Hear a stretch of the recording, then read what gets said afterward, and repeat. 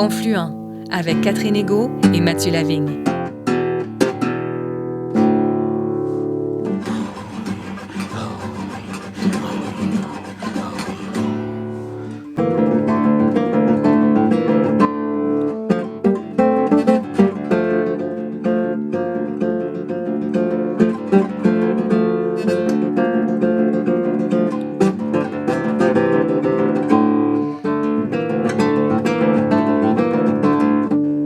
Bonjour Mathieu Lavigne. Bonjour Catherine Égaud. Bonjour à tous et à toutes et bienvenue à cette édition de Confluent, l'émission qui donne la parole aux premiers peuples et à leurs alliés. Cette semaine, nous accueillons une grande dame de l'Inuaimun, Yvette Mollen.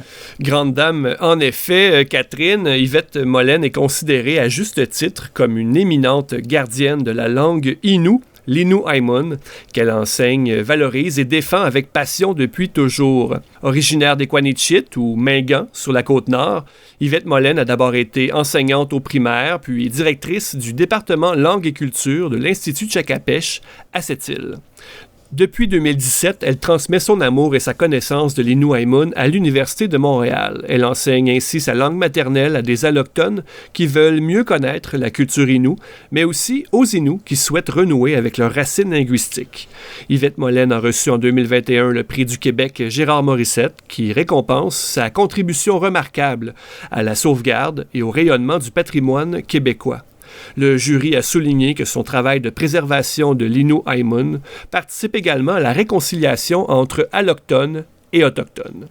Au micro de Catherine Égaud, Yvette Mollen nous présente aujourd'hui certaines des particularités de l'Inuaimun, les liens étroits qui unissent cette langue à la culture et au mode de vie Innu et les perspectives d'avenir pour cette langue.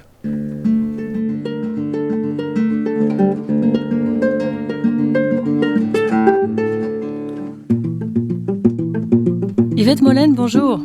Bonjour. Vous êtes la grande gardienne de l'Inuaimun, qui est la langue Innu. Vous avez commencé votre parcours professionnel comme enseignante au primaire. Est-ce que vous enseignez en Inuaimun à l'époque? Oui, j'enseignais l'Inuaimun aux enfants du primaire et du secondaire. L'Inuaimun, c'était une matière comme la musique, comme les arts. Et c'est encore comme ça maintenant aussi. Là, c'est un peu une matière qui s'enseigne dans l'école alors que tout le reste se fait en français. Mm-hmm. Donc au moins tous les enfants ont une base en Inuaimun. Est-ce que vous diriez ça? Ben, moins maintenant, je dirais. Ça dépend de dans quelle communauté on se situe. Mais l'Inuaimun, pour la plupart des enfants, c'est encore leur langue maternelle. Mm-hmm. Après avoir enseigné, vous êtes allé, vous avez dirigé l'Institut Tchakapèche, toujours pour promouvoir l'Inuaimun, et puis maintenant vous l'enseignez dans le sud, à Montréal, à l'Université de Montréal. Entre autres établissements, vous l'avez aussi enseigné à Kiuna. Yvette, pouvez-vous nous donner un petit peu un portrait d'ensemble de l'Inuaimun? Combien il y a de locuteurs, de gens qui parlent encore couramment l'Inuaimun au quotidien? On n'a pas vraiment de chiffres exacts en 2021, mais les derniers chiffres que moi j'ai datent de 2016 à peu près. Et les locuteurs seraient au nombre de 10 700. Donc des gens qui vivent en Inuaimun vraiment? Qui vivent en Inuaimun, qui parlent Inuaimun, mais maintenant, presque, je dirais la majorité des Inuits sont bilingues. Il y a seulement quelques personnes à peu près de 60 ans et plus là, qui parlent peut-être seulement l'Innu. Dans certaines communautés, il y a des gens de 60 ans et plus qui parlent français, déjà qui font les deux, mais il reste encore beaucoup d'Innu qui ne parlent qu'Innu. Mmh.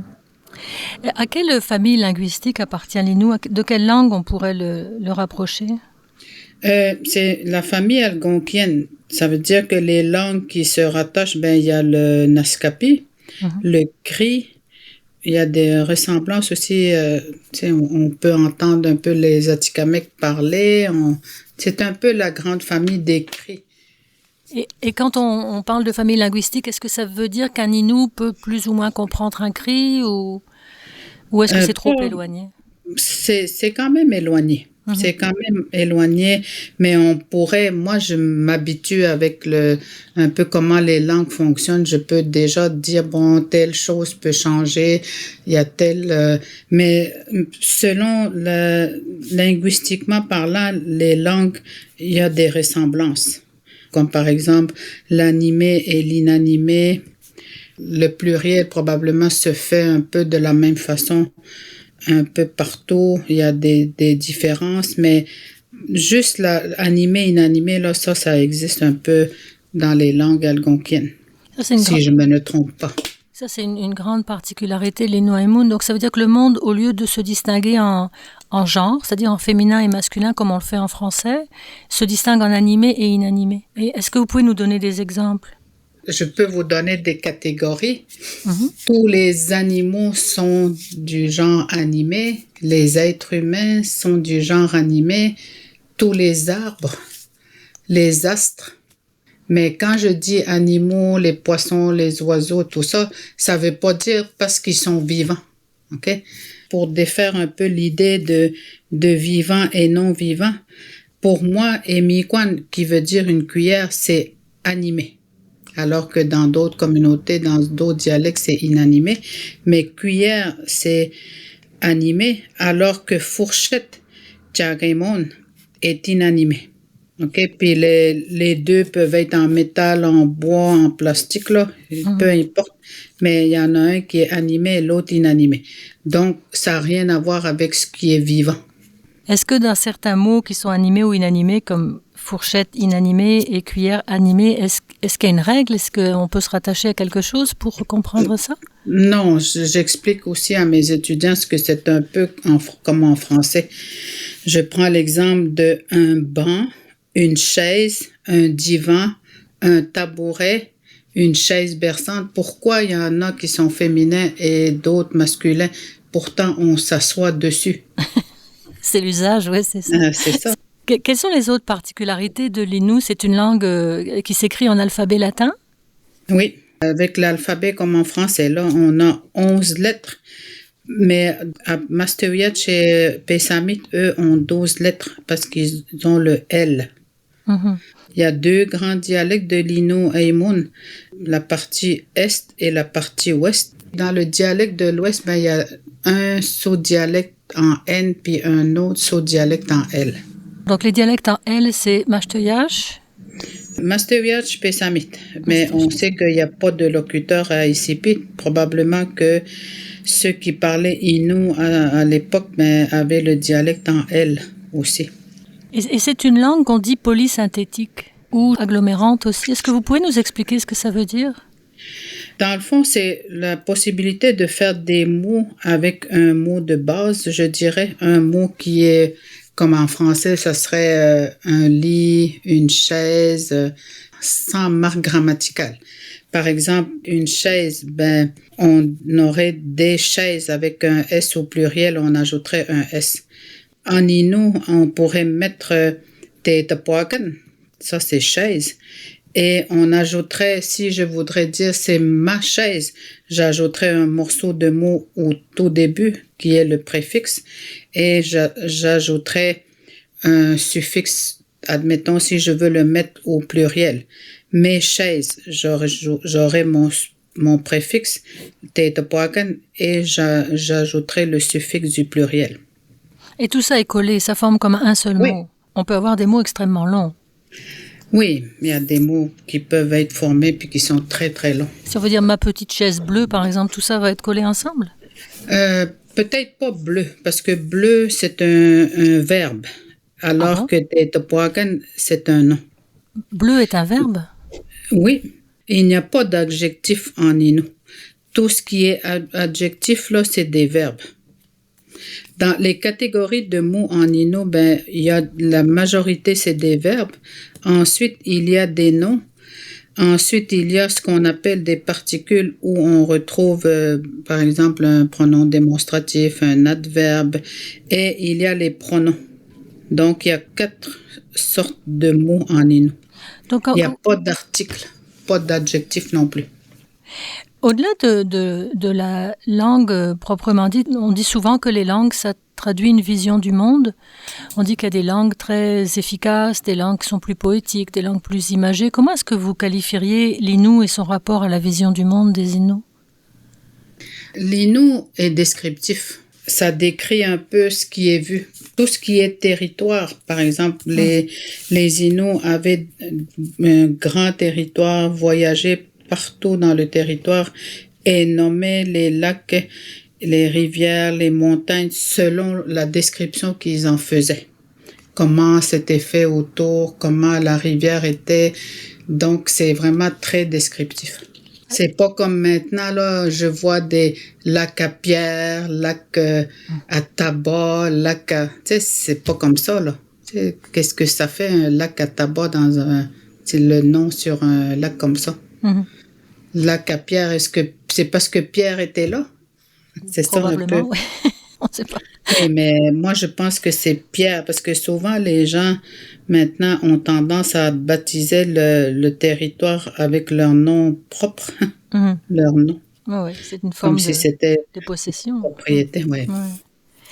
Et du fait que le rapport au territoire a changé, est-ce que, bon, notamment depuis les réserves, est-ce que la langue a changé de la même façon? C'est-à-dire, est-ce qu'on a par exemple perdu des concepts ou des mots? Ben, les mots existent, mais sont pas vraiment employés tous les jours dans les maisons, dans les écoles. Mais maintenant, les nouveaux concepts qui arrivent comme un ordinateur, ben, on a des mots qui sont créés. C'est des néologismes. Donc, tout ce qui est technologie maintenant, on peut nommer soit en empruntant au français ou à l'anglais ou en créant carrément un nouveau mot. Et ça se fait par l'usage? Ce sont les gens eux-mêmes qui inventent un mot pour désigner une nouveauté et puis après c'est adopté? Ou est-ce qu'il y a une espèce d'académie de l'Innu Aimun qui dirait maintenant on va appeler ça comme ça? Il y a des comités qui existent, qui sont créés par l'organisme, avant c'était l'ICEM, qui est devenu l'Institut Tshakapé. Il y a des enseignants qui sont appelés à venir dans des rencontres, parler de l'Innu, parler de plusieurs choses. Leur travail, c'est de faire des nouveaux mots. Donc, eux sont là à faire des nouveaux mots, puis on a même des sites où on fait de la terminologie, des terminologies pour l'Innu. Mmh. J'avais cru comprendre qu'en français, on a 4 saisons, qu'en Innu, il y en avait plus que ça? Ben, nous, on a 4 saisons. Mais il y a des communautés où ils ont 5 saisons. Ça annonce le début de l'été, c'est la verdure apparaît, puis bon, c'est entre l'hiver, le printemps et l'été. Il y a une pré-saison et été, là, je dirais. Est-ce que les noms des saisons veulent dire quelque chose? Mettons en français, il faudrait vraiment remonter jusqu'au latin ou au grec peut-être pour savoir ce que veut dire hiver. Est-ce qu'en Innu, on entend encore ce que signifie le nom des saisons? Pas vraiment. Il y a juste peut-être la 5e saison où on peut entendre que c'est la terre qui est de plus en plus belle, je dirais. Ça aurait ce sens-là. La terre noire, je parle de la terre noire, là. Elle est de plus en plus belle qu'elle fait pousser la verdure. Ce serait dans ce sens-là.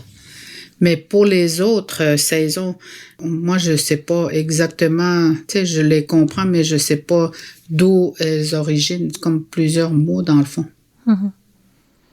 On dit qu'il y a beaucoup de mots pour dire la neige. Bon, c'est un sujet qui fascine beaucoup les allochtones. Est-ce que c'est vrai? Ou est-ce qu'il y a un mot qui veut dire neige et qu'on peut décliner de 1000 façons selon les caractéristiques de la neige? Mais il y a un mot pour neige, c'est kun, K-U-N. Okay?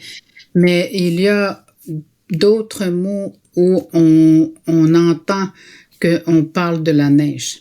Puis il y en a au moins 165. Ah oui. Ça peut être la neige qui est durcie, la neige collante, une tempête de neige, la neige poudreuse. Il y a beaucoup, beaucoup de mots qui parlent de la neige. Par exemple, quand il y a eu de la neige dans la forêt, sur les conifères, on voit souvent de la neige sur les branches. Et le mot pour ça, c'est méthano, ou on entend aussi méthanoï. Et c'est spécifiquement la neige sur les branches des conifères. Oui, juste ça.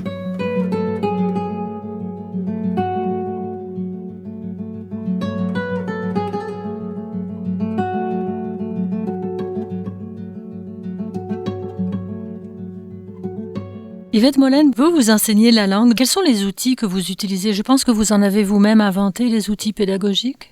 Le principal outil que, tu sais, maintenant, quand j'enseigne aux étudiants qui sont pas locuteurs, c'est le dictionnaire. En même temps que ceux qui sont locuteurs aussi sont très habitués avec le dictionnaire. Et le guide de conjugaison aussi est très utile pour tous les types d'apprenants. J'ai participé à la création des fiches de grammaire en ligne. C'est pas vraiment la grammaire de l'Indrapo, même si ça, on a participé à ça quand j'étais à l'Institut Tchagapé. Mais c'est des fiches de grammaire qui sont toutes reliées avec le dictionnaire, les guides de conjugaison. Il y a même des jeux en ligne qu'on appelle où on a créé plein de choses pour vraiment aider, faciliter aux locuteurs, aux jeunes enfants, mais aussi aux apprenants langue seconde. Le travail que j'ai fait à l'Institut Tchagapé, là, c'est très important. J'avais une petite équipe, mais c'était une équipe très dynamique, hein, qui ont vraiment participé à chaque projet que je faisais. Ils étaient emballés, puis ils supportaient, puis bon. Donc, les histoires orales, c'était d'inviter les aînés, puis il y en a beaucoup déjà qui sont décédés, à venir parler de leur vécu, venir parler des légendes, venir puis discuter, les entendre. Ces aînés-là, c'était les nomades, les derniers nomades, je dirais. Il y avait un mode de vie qu'ils connaissaient, puis ils vivaient comme ça. Et ils pouvaient pas connaître tout ce qui se passait vraiment dans la communauté. Ils ont comme traversé. Je me rappelle quand mes grands-parents étaient nomades, les deux du côté de mon père et de ma mère. Moi-même, je suis allée à l'intérieur des terres, puis on habitait dans une tente. Ma sœur aînée est née dans une tente. Moi, ma mère était trop fragile. Je suis née dans un hôpital, mais nous, on vivait dans une cabane juste derrière chez mes grands-parents. Et ils ont vécu tout ça. Et je me rappelle quand ma grand-mère habitait sur la route 138, la route qui allait de Sept-Îles à Havre-Saint-Pierre, puis la fin était à Havre-Saint-Pierre. Et tout d'un coup, ça s'est rendu en attachement quand elle a vu les premiers gros camions. Tu sais, les gros camions, là, elle était impressionnée de voir qu'est-ce qu'ils transportent, où est-ce qu'ils vont. Tu sais, c'est quand même, tu sais, quand on y pense, quand même, c'est beaucoup, là, pour les gens comme de leur génération qui ont vu tout ça. Et alors qui vivaient dans une tente, puis c'est ça. Puis en tout cas, il y a plein de choses, là, que j'ai aider à mettre sur pied parce que je trouvais ça important. Maintenant, à Montréal, vous enseignez l'innu à des gens qui ne parlent pas, qui n'ont aucune base et qui ne sont même pas innus. C'est ça. J'ai déjà eu des Inuits dans la classe. J'ai eu aussi un Algonquin, je crois, mais c'était pas des locuteurs. Puis j'en ai pas eu des tonnes, là. Peut-être j'en ai eu au total 3 ou 4. Mais la plupart, c'est des non-locuteurs, c'est des Québécois, c'est des Français, c'est de plusieurs origines. Est-ce qu'il y a un regain de l'innu Aimun? Parce que vous disiez qu'il y avait moins de gens qui le parlaient depuis plusieurs années. Est-ce que maintenant vous diriez qu'il y a un intérêt pour ça et des gens qui arrivent à un bon niveau quand même? Je pense que l'innu Aimun, pour les adultes, c'est comme à qui ils parlent la langue. Je connais pas encore aucun Innu dans la quarantaine, dans la cinquantaine qui se dit un bon matin, moi je parle plus Innu, je vais juste parler français. ils vont jamais dire ça. Ils vont continuer à parler. Ils vont la transmettre à leurs enfants, à leurs petits-enfants. Mais ce qui arrive souvent, c'est que c'est les plus jeunes dans l'école, probablement aussi avec les nouvelles technologies, les jeux, toutes les autres langues qu'il y a dans ces jeux-là, l'espagnol, l'anglais et tout le reste, là. C'est un peu ça qui va influencer peut-être l'enfant.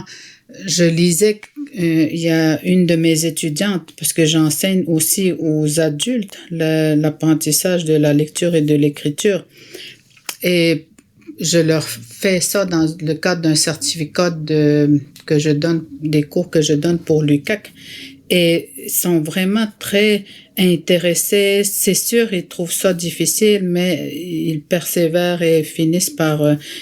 là-dedans, il y a plusieurs enseignants à qui j'ai déjà enseigné et qui enseignent encore. C'est vraiment très bien. Mais il y a une professeure, justement, de l'INO qui me disait, mais les enfants sont plus intéressés. Ils disent, c'est plate, je vais pas aller au cours d'INO. Tu vois, c'est comme... parce que très longtemps avant, c'était comme ça. Les enfants voulaient pas y aller parce que le matériel qui était utilisé n'était pas vraiment adapté. Il y avait pas d'intérêt comme tel. C'est encore des choses à fabriquer. Il y a encore beaucoup de choses à faire concernant ça. Mais aussi, je pense que c'est peut-être le lien que l'enseignant et le parent peuvent faire ensemble pour faire comprendre à l'enfant que c'est important, sa langue maternelle, que ça fait partie de son identité. Et pour certains d'entre eux, s'ils veulent parler avec leurs grands-parents ou leurs arrière-grands-parents, ça se passe en inou. Souvent, il arrive aussi que le petit enfant n'arrive plus à parler à sa grand-mère ou son grand-père parce que le petit enfant ne parle plus l'innu ou on n'a jamais parlé l'innu puis le lien est comme brisé.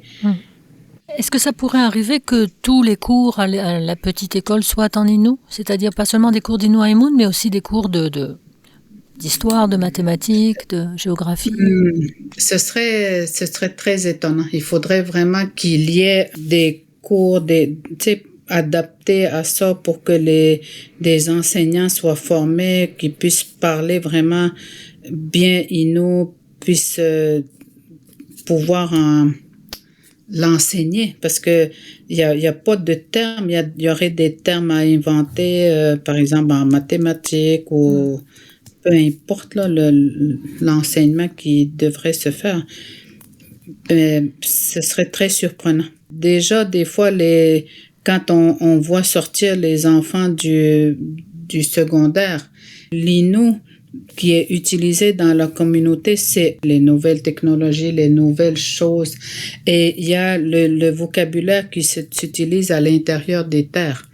Donc, dans la forêt ou même juste à côté de l'école, des fois, ces mots-là sont utilisés parce que des écoles décident d'installer un campement où ils vont montrer la culture aux enfants. Et ces mots-là, on les entend là. Tu comprends? Et donc, il y a des enfants, des jeunes qui sortent du secondaire qui n'ont pas assez de vocabulaire déjà, qui ont une perte, je dirais. Ils parlent Innu, mais ils comprendraient pas un aîné qui viendrait leur parler vraiment en des termes très comme scientifiques, je dirais. Ils ont perdu les pratiques et le mode de vie, finalement. Tout le monde est sédentaire, là, maintenant. Avant, c'était le nomadisme et c'est ça qui a fait perdre toute cette richesse-là. Mais les enseignants font tous leurs efforts, là, pour et même je crois que les parents de plus en plus ils voient que c'est comme ça, puis ils essayent de corriger ça du mieux qu'ils peuvent. L'UNESCO n'est pas très optimiste sur l'avenir de la diversité linguistique de la planète, en fait.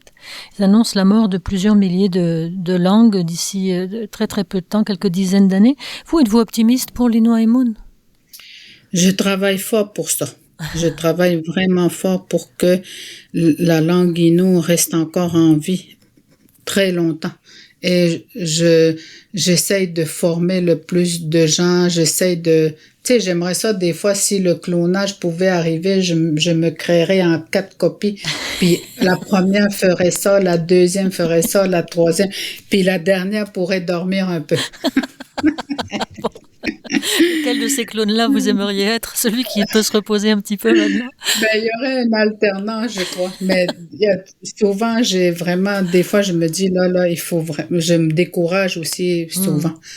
Mais je me dis, non, il faut pas se décourager. Il faut vraiment, il faut que je continue le travail et puis je donne ce que je peux aux Inuits. Un des facteurs d'essor de l'Innu, est-ce que ce serait pas la poésie? On dit souvent que les femmes, notamment Innu, écrivent et que les garçons chantent, c'est-à-dire prennent leur guitare et écrivent parfois en Innu. Est-ce que ça, c'est un facteur qui peut ramener les gens à l'Innu Aimun? Oui, ça pourrait être un facteur. C'est déjà ça qui arrive, comme tu dis, là, les garçons vont plus chanter et les filles vont faire de la poésie, vont écrire des romans. C'est tout nouveau, là, les romans, ça apparaît. Je suis très contente. Mais il faudrait qu'il y ait plus de romans faits en Innu et en français. Parce que je sais que pour que la littérature qu'un Innu fait, pour qu'elle soit connue et lue, ben, il faut que ce soit en français. Okay? Il y a beaucoup d'auteurs qui ont seulement écrit en Innu puis qui sont connus que dans les communautés. Alors, il vous faut un 5e clone pour traduire tout ça en français. C'est ça. Yvette Mollen, merci beaucoup de cette entrevue. C'était très éclairant. Merci à vous.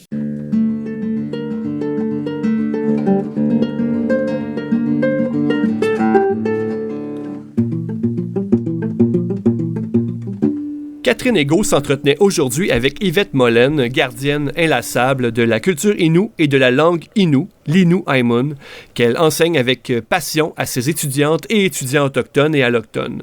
Un immense merci à Yvette Mollen de cette rencontre chaleureuse. Merci aussi à Daniel Fortin à la régie. L'émission Confluent est portée par l'organisme Mission Chez Nous. Les musiques sont des compositions originales d'Arturo Parra.